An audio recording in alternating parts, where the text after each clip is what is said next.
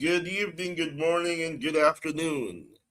We would like to welcome you on another session of the UCSSC World Coaching Education.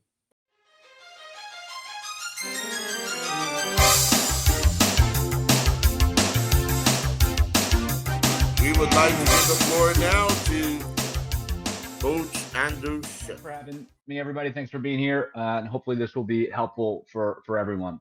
So today we're going to talk about the key skills for fast swimming, and rather than going through every single little detail, we're going to focus on the underlying principles. So we're going to do that for all four strokes as well as underwater kicking, and we're going to try to keep it as simple, as accurate, and as practical as possible. And so the goal is to give you a clear picture of what really actually matters from a skill standpoint for speed so that you're not overwhelmed by the details.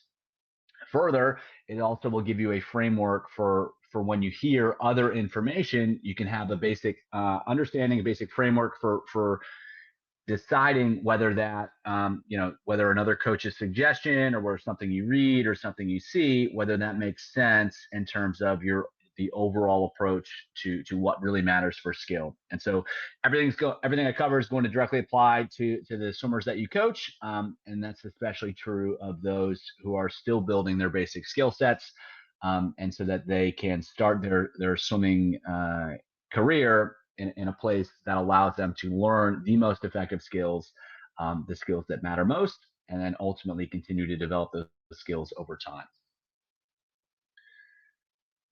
So, uh, why skills matter? So, if you want your swimmers to go fast, they need to change their skills. Skilled swimmers are fast swimmers, and there's really no way around it. And so, if you're trying to apply more effort, you're just trying to train ineffective or inefficient skills, they can swimmers will go faster if they become fitter, but there's a very hard ceiling on how fast they will swim if they're not particularly skilled. So the better their skills are, the higher their potential to swim fast, and then any training that you do is going to be that much more effective. And there's really again, there's no way around that. And so there's a lot of information, especially in the digital and the internet age.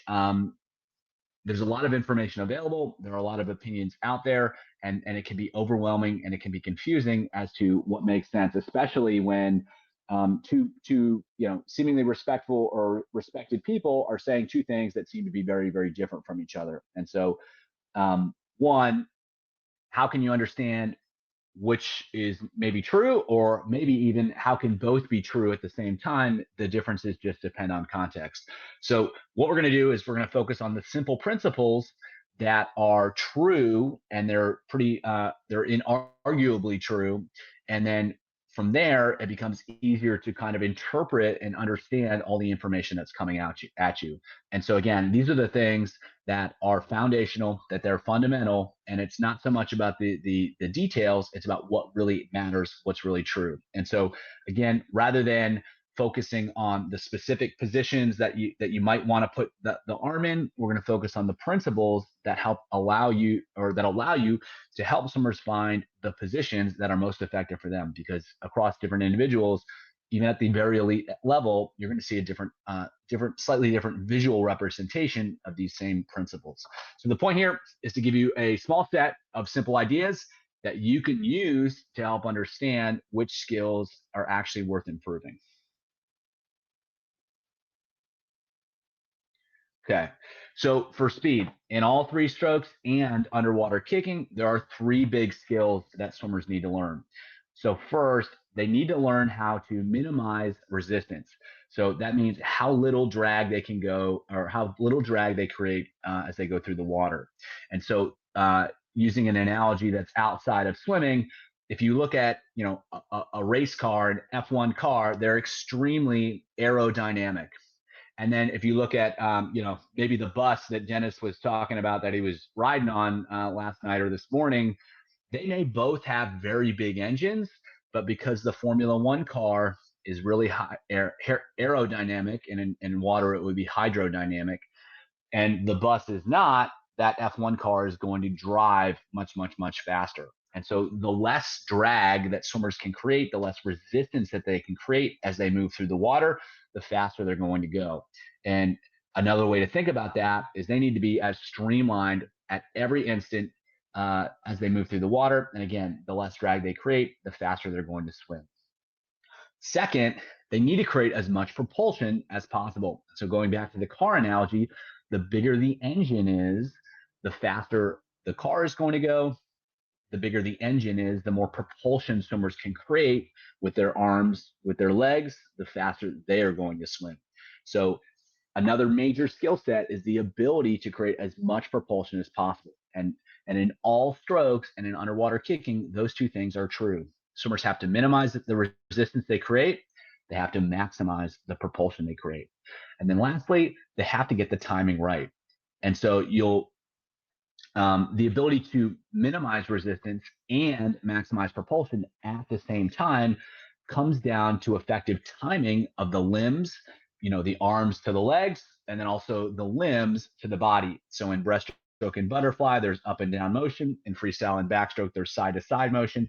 And swimmers have to time the limbs to those skills or to those body motions in order to go as fast as possible. So every skill that any coach has ever talked about is going to be a representation of either minimizing resistance, creating more propulsion, or optimizing timing. And so if a coach is talking about a swimmer's head position, well, that's an issue with minimizing resistance. Their head's out of line, they're going to create more drag. And so if a coach is talking about their hand position or dropping their elbow or something like that, those are all representations of creating or of the ability to create propulsion. In those cases, they're creating less propulsion because their arms aren't in effective positions. And then with timing, it's when you can just see that the stroke is not fluid, it's not happening at the right time, and they're struggling to get into effective positions. A lot of times, that's going to be a timing problem. So again, in every stroke, there are three skills that swimmers need to master. They need to create as little resistance as possible. They need to create as much propulsion as possible. They need to optimize their timing in order to make those first two goals happen.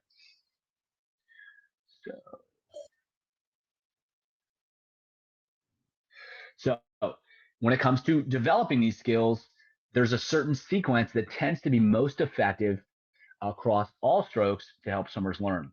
And so alignment almost always comes first. The ability to minimize resistance, to be aligned on the surface, to not create a lot of drag is foundational because without it, swimming becomes very, very difficult. It's very hard to move through the water when swimmers are creating a lot of drag. And so it becomes impossible to learn any other skills because it's just too physically exhausting.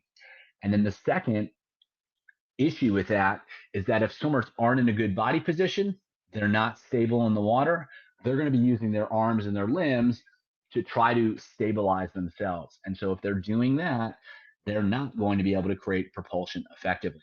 And so swimmers have in every stroke in the developmental process, focusing on alignment skills, body position, balance, stability, all that stuff is going to be the foundation for effective swimming. And so what we're trying to do is get them to move as straight through the water as possible. And when you look at elite swimmers, that's what they're doing. And so if you have a swimmer that's moving through the water like this, they're vertical, then they have a problem, and that problem needs to be addressed first. So again, in those situations, they're using their limbs to try to create stability rather than trying to create speed. And then once they do have their alignment in check, then it's a matter of optimizing their timing. So the only way that they're going to be able to create propulsion is if their arms are in the right position at the right time relative to their body. Otherwise, they're going to really struggle to create propulsion. You can see that in butterfly, you see that in breaststroke, you can see that in all the strokes. And so making sure that they have the basic timing down is then the next most important step. Once they're in alignment, once they have solid timing, then we can help swimmers learn how do you use your arms, how do you use your legs to create as much propulsion as possible. Only when they have that foundation, does it become possible to help them create as much propulsion as possible. And so, an example, if you have a swimmer who's can't keep their head under the water, they're struggling to breathe, it makes no sense to emphasize what they're doing with their arm, making sure that they're in a great propulsive position, because they can't even get there, because all they're concerned about is making sure that they literally don't drown. And so again, that's the key, is that we have to work on these skills in the right order in order to maximize the impact of any intervention that we might create. All right, so now we'll talk, how does this framework apply to specific strokes? So in freestyle, again, we're trying to help swimmers minimize the resistance that they create. And so there are three components to that are absolutely critical. So first, they need to be swimming horizontally level in the water. So they're moving straight through the water. The head, the hips, the legs, everything is in line on the surface. And I'm sure you've seen the opposite, where the head is high, the hips are low, the hips and the legs are completely under the water. Again, that's going to be a very difficult way to move through the water, and it's going to create a lot of drag. It's going to help, and swimmers are going to go slow. Another issue is the lateral alignment. So if I'm swimming straight at you and I'm moving side to side, again, that's going to create a lot of drag. So the shoulders, the hips, everything has to be moving through the straight line. And in many cases, that's going to be a result of arm recoveries that are kind of swinging low, the body to move side to side. It can also be a challenge with breathing. And so every time swimmers lift their head, we're going to slightly disrupt their ability to stay level in the water. And if they're breathing and they're pulling their head to the side, that's also going to disrupt their ability to swim straight through the water. So the breath, it has to be low, it has to be straight, and it also has to be fast. And again, if swimmers are coming off their line, they're moving side to side, they're moving up and down, that's going to make it much, much harder to use the arms, to use the legs in order to create propulsion, because the limbs have to compensate for that up and down or side to side motion. So that's why it's so important to focus on this skill first, especially in freestyle.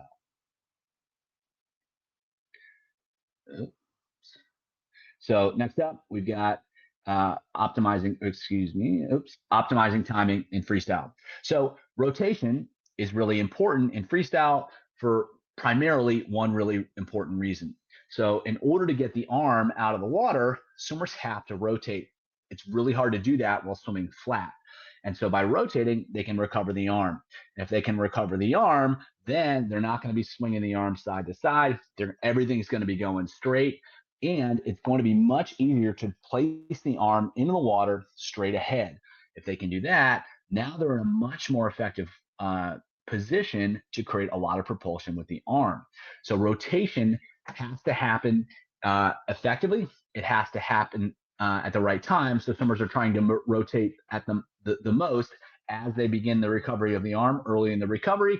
And on the opposite, they're rotating most as they set up the stroke in the beginning of the pull.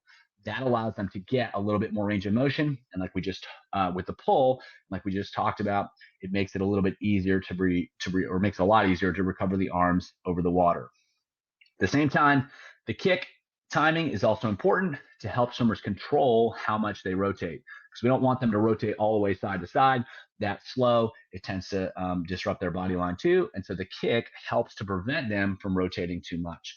So again, the timing is really critical, especially of the rotation, because it allows the whole stroke to work effectively. It would be very difficult to swim freestyle without rotation. And if it doesn't happen at the right time, that same issue is still present. It may be that they're rotating a lot, but if they're doing it at the wrong time, they're not going to get the benefit of the rotation. So next up is we've got enhancing propulsion in freestyle. So one thing to think about is that we're trying to use as big of a paddle with our whole arm as possible to move as much water backwards as possible. And so the key power position, it's kind of like a diamond. And so the hand is deep. His hand is deeper than the elbow. The hand is inside the elbow. And so you've got like a diamond that they're pulling with, and that allows them to find a big surface area. So a bigger paddle, they're using the whole arm to move water, and then they're trying to move water backward for as long as possible. And as they do that, they're trying to accelerate the pull to maximize the amount of pressure and propulsion that they create. So again, if you've ever heard of like an early vertical forearm or a high elbow, all those things are different versions of that same idea. Can we get the whole arm facing backwards as early as we can, and then keep it backwards as we pull back, accelerating throughout the whole pull? And so the specific angles don't matter so much, the specific positions don't matter much. It's that big concept. Can swimmers position their arms in a way that allows them to create as much propulsion as possible and then stay in that position for as long as possible while accelerating backwards throughout the pull? So that's freestyle. We'll take a look at backstroke next. And again, it's going to be many of the same concepts that applied in freestyle because the foundational skills are the same. They're just going to show up a little bit differently. So with backstroke, it's all about being level on the surface. And so one of the mistakes that swimmers will make is they'll either keep their head up way too high, or they'll kind of press their head back into the water, keep their chest really high. And instead, what they kind of want to do is just sort of turn sideways here, is they'll kind of want to just melt into the water a little bit. And that allows them to create a position where they're level, they're not arching the back, which ultimately causes the hips to sink and the legs to sink, and they're staying right at the surface. If they can do that, they don't have to use their arms and legs to try to create stability, to try to keep their position stable. Instead, they can use their arms and legs to create propulsion. And because they're not creating a lot of drag, swimming is easier and it's going to be faster as well. So, like in freestyle, backstrokers run the dink or can potentially swim side to side with a lot of movement, and that's another thing that we want to avoid. So again, if they're moving side to side, one, it's going to be harder to get the arm in position to create propulsion effectively, but just as importantly, it's going to create a lot more drag. And so as with freestyle, those side to side motions are often the result of poor recoveries over the water. And so, what we're looking for is, again, a super straight recovery, a super straight entry. So, rather than entering here or behind the head or something like that, it's kind of right over the shoulder, maybe slightly out to the side, maybe slightly behind the shoulder, but again, very close to straight up overhead. That reduces the amount of side to side motion that's going to happen as a result of those arm recoveries. That means the arms are going to be in position to create propulsion. And just as importantly, it's going to prevent swimmers from moving side to side when they execute their stroke, because they don't have that torque that's pulling them around. So, all right, optimizing timing. So, like with freestyle, it's all about the rotation, because when the arms are moving opposite, swimmers need to rotate in order to get the arms in the right position. So the most important aspect of rotation timing in backstroke is that when the hand enters, there's rotation to that same side. So if you sit here and you put your arms out to the side and you don't rotate, it's very difficult to get the arm back behind the body. It doesn't want to go there. There isn't the range of motion that would be otherwise necessary in the shoulder and the upper body. And so the only way to get into an effective pulling position is to rotate back to that side under the water. That allows swimmers to get the arm in position in order to create propulsion. If that rotation doesn't happen, or it doesn't happen at the right time, it's going to be much harder to execute an effective pull. And then when swimmers do pull, you will hear a lot that the rotation powers the pull and stuff like that. In backstroke, swimmers have to not rotate as they pull. And the reason is, again, if swimmers have to rotate in order to get into position, they have to stay rotated in order to stay in that position as they pull. If they rotate away as they pull, they're going to struggle to maintain an effective propulsive position. And that means they're going to go slow. So again, swimmers have to rotate as they enter the water so that they can get into an effective pulling position. They have to stay rotated as they pull. And then at the end of the pull, they have to very quickly switch to the other side, because then that allows them to transition from one stroke to the other in as little time as possible. And obviously, they can't be rotated to the same side at the same time. And so that rotation has to happen really fast so they can switch over to the other side in order to get the other arm in position to create as much propulsion as possible.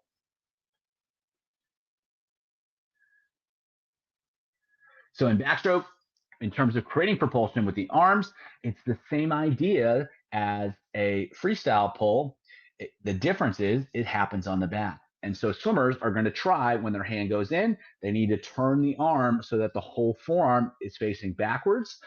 That gives them a much bigger paddle. And when they can do that early in the stroke up near their head, they're going to be able to stay in that position for a much longer period of time. And so it's kind of like an inverted high elbow. The elbow is actually going to be deep, the hand's going to be closer to the surface, but everything is straight up and down. Again, from that position, they're going to accelerate the arm backwards, staying in that position and holding it throughout. That's going to help them move as much water as possible, which is going to help them execute those skills as quickly as possible. Of course, just like in freestyle, the kick has to be there as well. And a tight, fast, strong kick is going to help swimmers create as much propulsion as possible. It's going to help create stability in the stroke, and that's going to help power them down the pool. So just like in freestyle, swimmers have to minimize the amount of resistance they create. They have to stay level in the water. They have to not move side to side. They have to get their rotation timing down in order to allow the arms to be used as effectively as possible. And they have to create as much propulsion with the arm by getting it the whole arm facing backward as early as possible, staying in that position for as long as possible, and accelerating throughout the pull.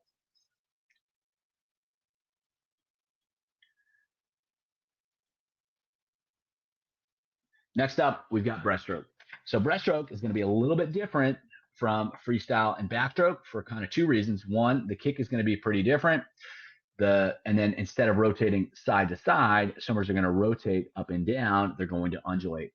So principles are still the same. The application of those principles is going to be a little bit different. So as swimmers move through the water, they have to get into a line every single stroke.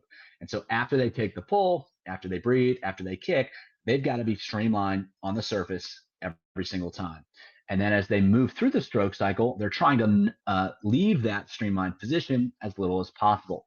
So they've got to breathe, they've got to come up, but rather than just popping straight up, they want to be thinking about breathing forwards so that they don't create as much drag, the hips don't drop quite as much, and everything is moving forward rather than, again, up and down, because the more up and down there is, the more drag they're going to create and the slower they're going to go and the more difficult it's going to be. So another key aspect of minimizing the amount of drag that they create, minimizing the resistance they create, is when they do take that breath, they've got to be aggressive, getting forwards, getting the arms forward as much as possible. And so what you'll see with a lot of swimmers, even some pretty good ones, but especially ones that are earlier in their swimming journey, they take that breath, their hands get stuck under their body. And at this point, they're creating a lot of drag because they're moving through the water like this. They're creating no propulsion with their arms. They're creating no propulsion with their legs. And so they're going to, in some cases, literally almost come to a stop. Even if you can't see it, you can pick that up sometimes with some, speed metrics with some technology. So they've got to get out of that position as quickly as they can so that they can get back in line as quickly as they can so they can start the next stroke and be effective without creating a ton of drag. And so learning to minimize drag. So breaststroke is often thought of as a power stroke, but in many cases, it's all about keeping drag as little as possible because there are so many opportunities to create a lot of drag. Swimmers have to avoid them as much as they can, and the ones that avoid them better tend to swim faster. With breaststroke, one of the key ways to keep resistance low is to optimize the timing in breaststroke. And so it can be very difficult. It can seem very difficult. A lot of swimmers struggle with it, especially when they try to go fast. However, the principles, and it can be difficult for some to learn, the principles ultimately remain the same. Swimmers have to separate their arms and the legs and the propulsion they create with the arms and the legs. And so they want to pull when their legs are straight behind the body. Then, right after they pull, they need to quickly get the arms back in front so that they're streamlined in front of the body, and that's when they kick. So it's the alternation between the pull and the kick. And when swimmers do pull, their legs should be in streamline.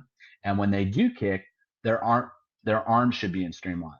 And the better swimmers can do that, and the tighter they can make those gaps, the more propulsion they will create, the less drag they'll create, and ultimately the faster they will swim.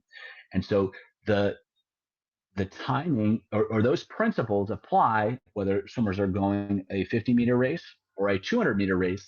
What happens is that there tends to be a little bit more separation between the arms and the legs over longer distances, and the separation between the arms and the legs is much, much shorter over shorter distances. So it could be like pull, kick, in a 200, where it's like pull, kick, pull, kick, pull, kick, pull, kick in a 100 or a 50, where the stroke rates need to be a lot faster, so that separation becomes a lot smaller.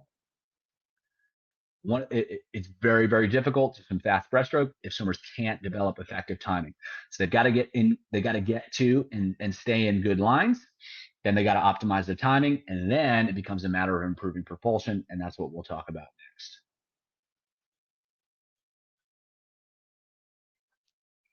So again, the principles remain the same. And so even if it looks very different in breaststroke, the concepts are the same. And so we'll start kind of with the kick. We've got the arms here forward. So swimmers need to set up their kick in a way that allows them to turn the foot out, turn the shin out, and then kick back from that position. So the more they can turn everything out, that means they're going to have a bigger surface area to move water with. They'll have a bigger paddle, a bigger fin, whatever you want to call it. And then from there, it's about kicking back. And so one of the mistakes is talking about kicking around or all that stuff. The breaststroke kick is a backward kick. That is how swimmers move forward. And so another way to think about it, it's a vertical jump with the feet turned out. And so some swimmers, because they have different ranges of motion in the legs, the hips, the knees, the ankles, all that stuff, they may have to be a little bit narrower. They may feel a little bit better, a little wider. That's a very individual thing. But the concepts, the principles remain the same across all swimmers. They've got to get everything turned out.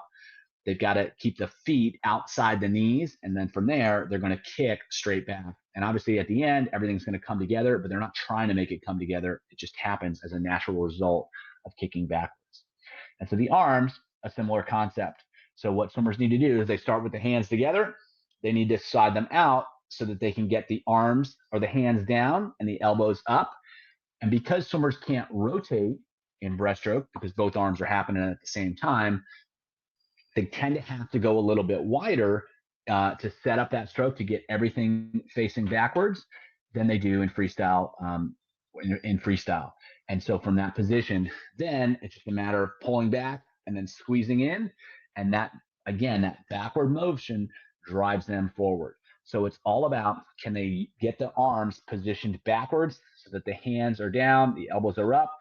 That allows them to have most of the arm facing backwards. And then from there, they're pulling back and into the body to send themselves forward. So it's not so much about sculling.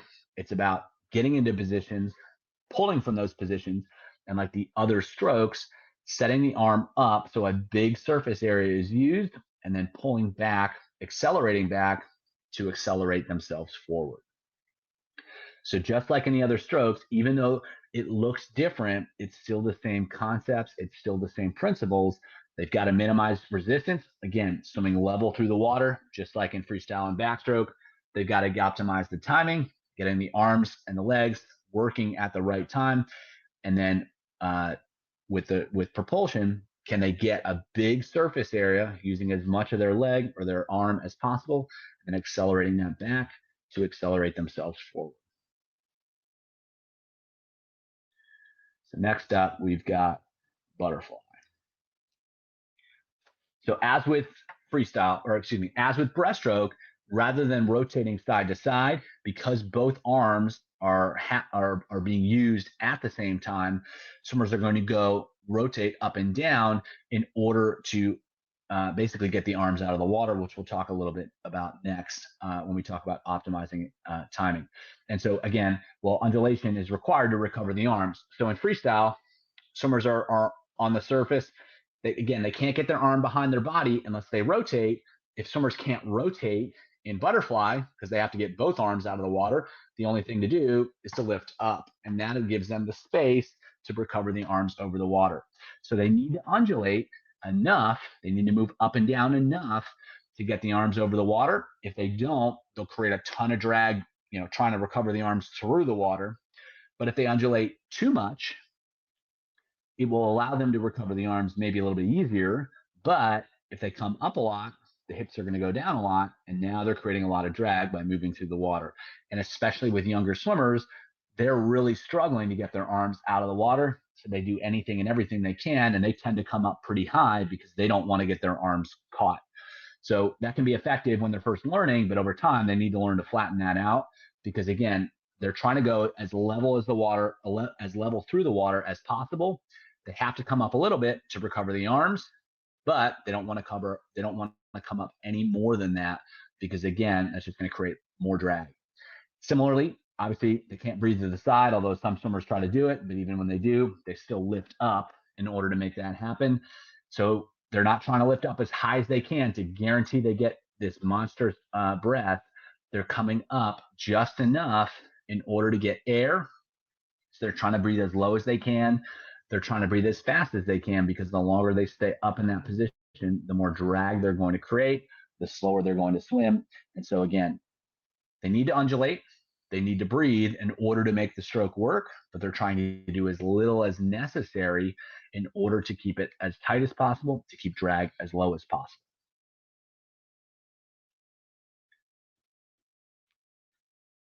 So when it comes to timing, we just talked about how the importance of undulation is to allow the arms to recover over the water.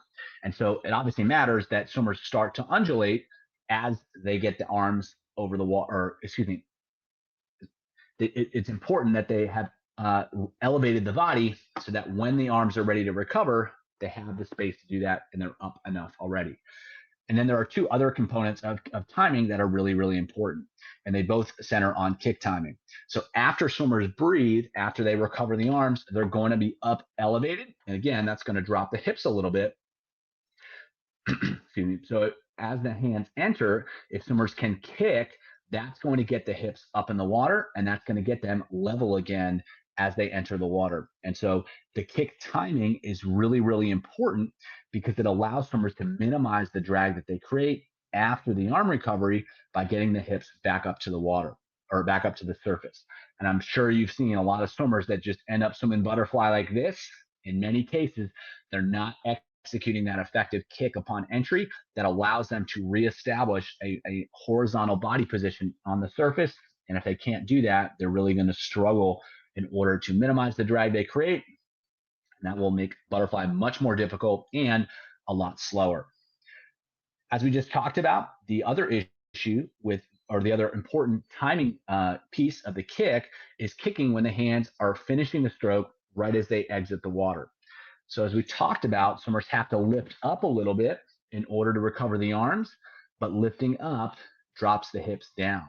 So if swimmers kick as the hands exit the water, again, the hips are going to be want to be moving down. That lifts the hips up, but because the upper body's up, it lifts the whole body up, and that allows for those arms to swing right over the surface.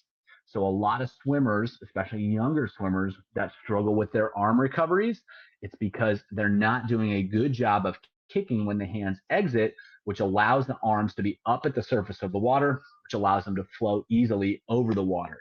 So the kick timing is really, really important for helping swimmers shift their body position up and down at the right time.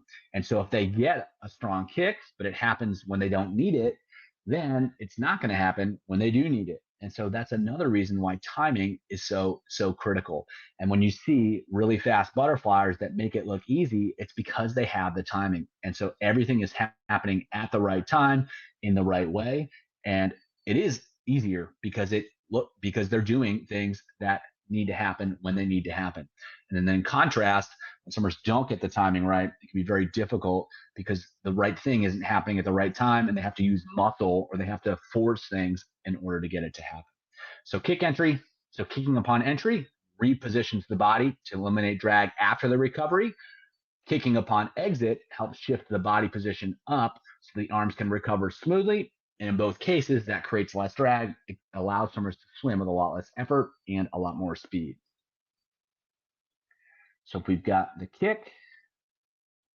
propulsion, So again, as with the other strokes, swimmers can create propulsion with their arms, they can create propulsion with their legs, and they do so in very similar ways. So with the arms, they're going to kind of enter a little bit wider, like we talked about with breaststroke, because there's no rotation in butterfly. Swimmers are going to have to be a little bit wider to get the hands down, the elbows up, and the arm facing backwards. And when they can do that, they're going to have a much bigger surface area. They're going to have a much bigger paddle to pull with rather than just using their arms. They've got the whole forearm set up and moving backwards. Then they need to hold that position from the front of the stroke all the way to the back of the stroke, and they need to accelerate through that pull. Accelerating through the pull will help them create a lot of propulsion, but it also helps them get the hand speed necessary to swing those arms over the water, which again is going to be really, really, really important. The kick in butterfly especially does help create a lot of propulsion. And so swimmers, again, need to be able to use that whole foot, move water backwards, move water down too, because that helps them lift the hips up in the water. And what's important to consider with butterfly is that we talked about one kick is happening after the recovery. And so the body position is pretty level in the water. And then the other kick is happening as swimmers recover the arms as they breathe, and that's creating a much more vertical position in the water. And so those kicks are not the same. And so from a training standpoint, it could be helpful to do some kicking where the head stays up, some kicking where the head stays down, and that ensures that both kicks are adequately developed in order to create as much propulsion as possible. So the pull is going to be really, really important. It requires a lot of force, but if swimmers execute their timing effectively, like we talked about in the previous slide, that makes it easier to make that happen. What really matters, big surface area, big range of motion, lots of propulsion. Okay, so our last stroke is underwater kicking, and there are three similar skills that are really important. So first, a lot of swimmers can create a lot of drag because they have no control of their upper body. They're just kind of moving all over the place. So effective underwater kicking starts with a stable platform, a stable upper body, a stable hands. It's not that they don't move at all, but they have to be swimmers have to be in control over what's happening. So again, hands, head, upper body control. That doesn't mean the absence of movement, but again, they need to be able to control that movement rather than just having it flop all around. And so when they do have that control, they can create that wave, they can create that undulation that happens from the top of the body. It travels down the body, and as it does, it gets bigger and faster. And while a lot of attention is given to what's happening with the legs, and that is important as we'll talk about shortly, the legs do deliver the necessary force to the water that helps swimmers go fast. That where that power comes from is the whole body. And so when the undulation gets bigger and faster as it travels down the body, that force can be delivered, is ultimately delivered by the legs rather than created by the legs. And so if swimmers can't create a stable platform, they're going to create more drag. They're also going to be unable to generate that wave of propulsion. And if they can't, or wave of undulation, excuse me, and if that wave can't travel down the body, then ultimately swimmers aren't going to be able to deliver as much force to the water as they need. So underwater kicking is not just about kicking, it's about creating stability, creating undulation, and helping that travel down the body so swimmers can go as fast as possible. So next up, we've got propulsion. And so swimmers need to be able to hold water with the feet, just like they do with the hands. And if they can't, they're not going to really go anywhere. And so a key aspect of that is kicking through the center line. So they're making sure that if this is their body line, they're kicking in front of that position every time. And that ensures that they're using a full range of motion. They also need to create propulsion in both directions. They need to kick fast in both directions. And so most swimmers are going to focus on kicking the feet forward in front of the body. And that's really important. They also have to be really good at kicking fast behind the body. And so interestingly enough, one of the most important factors as determined by some research in fast underwater kicking is the kick speed that's moving behind the body. So the part that swimmers tend not to focus on actually is the part that tends to be most related to fast underwater kicking. And so swimmers have to be able to kick forward and backwards fast and while the knees will bend on the forward kick, they need to actually kick the arm pretty straight on the up kick, and that allows them to create a whipping action to take advantage of the undulation wave that's happening with the upper body, and that allows them to create the most speed. So swimmers have to be able to hold water. They have to be able to take advantage of the wave of undulation that's created with underwater kicking, and they have to be able to kick effectively in both directions, which ultimately allows them to create the most speed they can under the water. And then finally, we've got, just like with the other strokes, swimmers have to create as little drag as possible, as little resistance as possible under the surface of the water. And so one of the reasons that underwater kicking is so fast, even though swimmers aren't using their arms, is because there is so little drag, relatively speaking, under the water as compared to on the surface. And so if swimmers are moving through the water and they've got this crooked boat that's kind of, their shape is really, crooked, like I said, that's going to create a lot more drag. And even if they're kicking effectively, they're not going to be able to create much speed. So that all starts with coming off the wall, really stacked up. So they're in a straight line. They're not bent or out of shape like that. Everything's super straight. And then from there, they're able to maintain that position and then starting to undulate from there. And so we want to avoid a really arched spine, a really rounded spine, all those positions that, again, they're not moving straight, they're moving kind of crooked through the water, which is going to create more drag. And then in terms of how much undulation there should be, it can be different for each swimmer. The real answer, which is not always helpful, is enough. It should be enough undulation to allow them to create propulsion, but not too much that they create too much drag. And that's something that ultimately has to be determined with some experimentation and practice. But the concept is really important.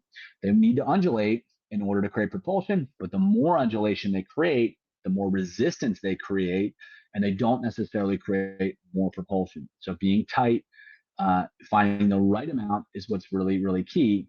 And again, it comes back to the timing of the undulation. It comes back to creating propulsion with the legs starting from that undulation and then working in both directions and then maintaining a position that creates as little drag as possible. So again, even though underwater kicking looks very different than breaststroke, it's still the same principles, it's still the same concepts, and the same tools are ultimately effective for helping swimmers learn those skills. So when it comes to applying these ideas to your coaching, here's what to look for first. So start with alignment errors. Are they moving straight through the water? Are they moving side to side? Is it up and down? Are they moving horizontally? Or are they moving horizontally, but their body position is kind of vertical? Those are all issues that need to be addressed. And so what you're looking for, can I help them go straighter through the water? The straighter through the water they swim, the faster they're going to swim. Then the next thing is to look at timing. Is the right thing happening at the right time? Is the rotation timing effective? Is the undulation timing effective? Is the arm and leg timing effective? That needs to be cleaned up next, because if it's not, it's very difficult to create as much propulsion as possible. Then once those things are, you've kind of made those, you've kind of checked those things out, how are their propulsive skills? Are they getting into positions where they're using big surface areas to move a lot of water backwards, or are they kind of going side to side? Are they not staying in those positions? Are they not accelerating through those positions? All those different aspects of creating propulsion are going to be really, really important. And so looking for those becomes the final step to check out. Oops, I forgot to switch the slide. Sorry about that. So that was what I was talking about at that point. So again, starting alignment errors, then timing errors, and then propulsion errors. And ultimately, that's going to be the most important things to really evaluate, to check for, and to look for.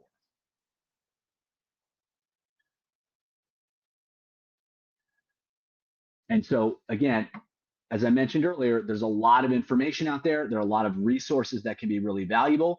And so when you're evaluating advice, it can be really helpful to bring it back to the simple principles. So if someone is advocating for a certain skill, it's just thinking, does that help swimmers reduce resistance? Or does it help swimmers improve their timing? Or does it increase the amount of propulsion that swimmers are creating? If the answer is no, or the answer is not really, then it's probably not advice that you want to take. But if the answer is yes, and the answer is definitely yes, then that is advice that can be really useful. And so by using these principles, it can become a lot easier to kind of navigate effective coaching advice, effective skill development advice, or technique advice, because you have a foundational principle of what really matters. Swimmers have to create as little drag as possible.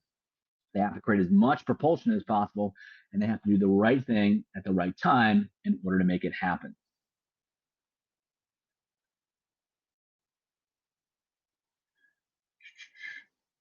So, as a summary, the same principles apply in every stroke and during underwaters. It's about alignment, it's about propulsion, it's about timing.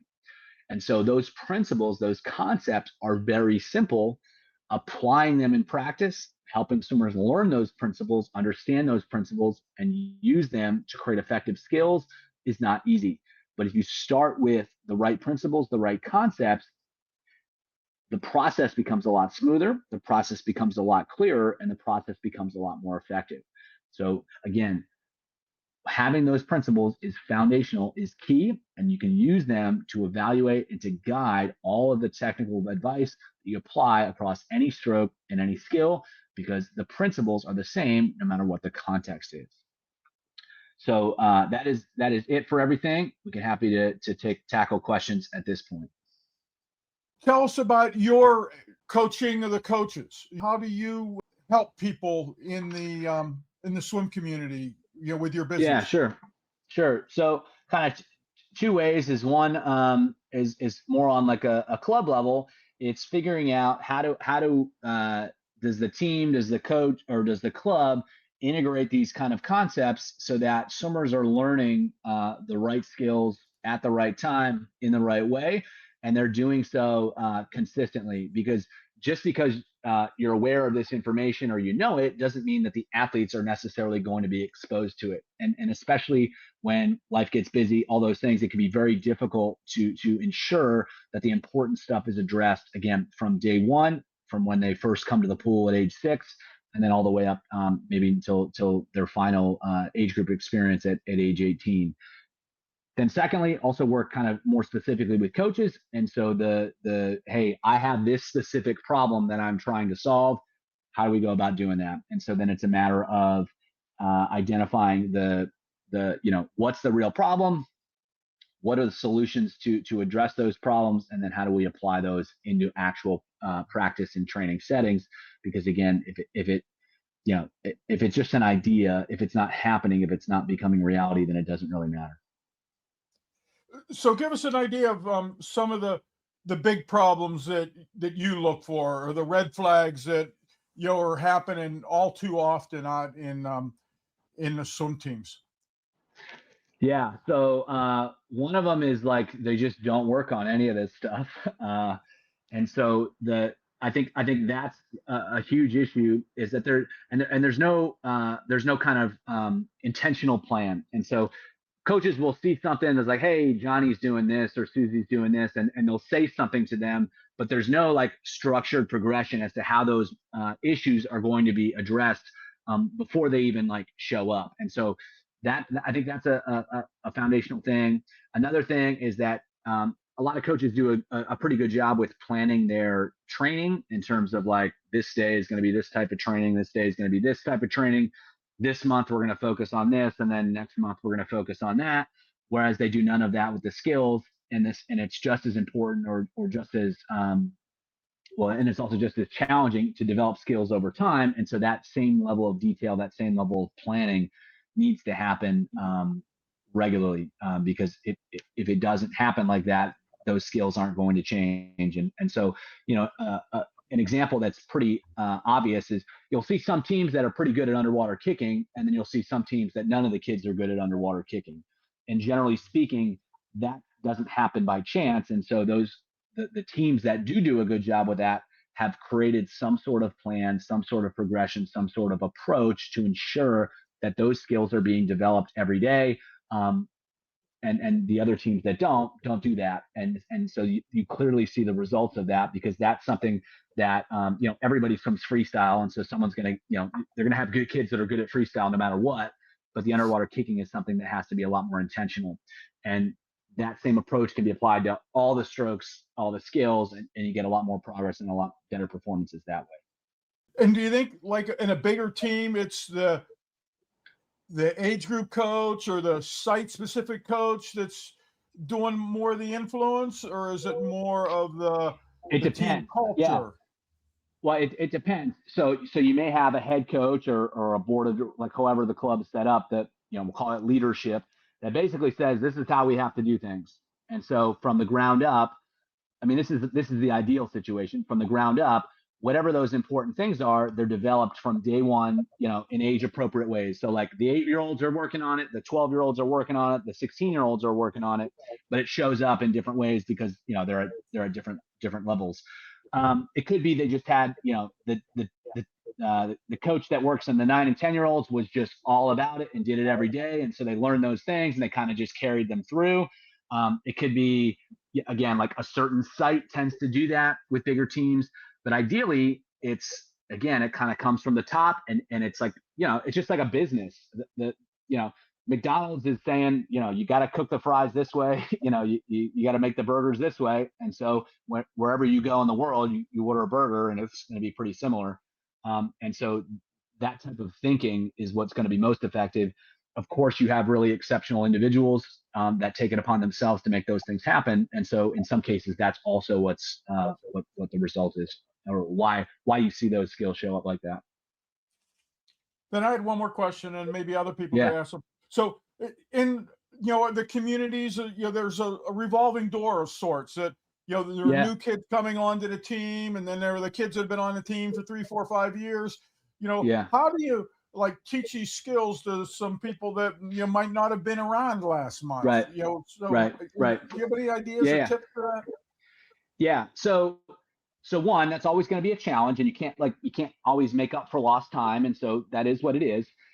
If someone's been working on something for 5 years, someone else can't come in and learn that in a week. That being said, if there's a very structured approach to consistently working on those things over and over and over again, and you're meeting kids where they're at, they're going to start getting exposure to that stuff.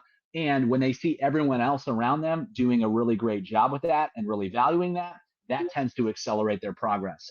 So whenever, like, again, you see, like, it's kind of like the 4-minute mile phenomenon, where a guy ran 4 minutes for the first time, and then now everyone can do it. When people see it around them, that starts to happen.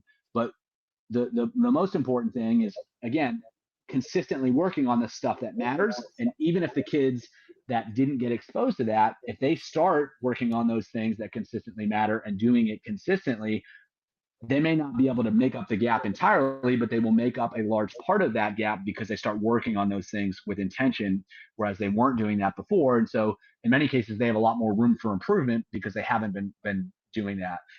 But I think, to your point, that's why it's really important to have kind of this plan for this.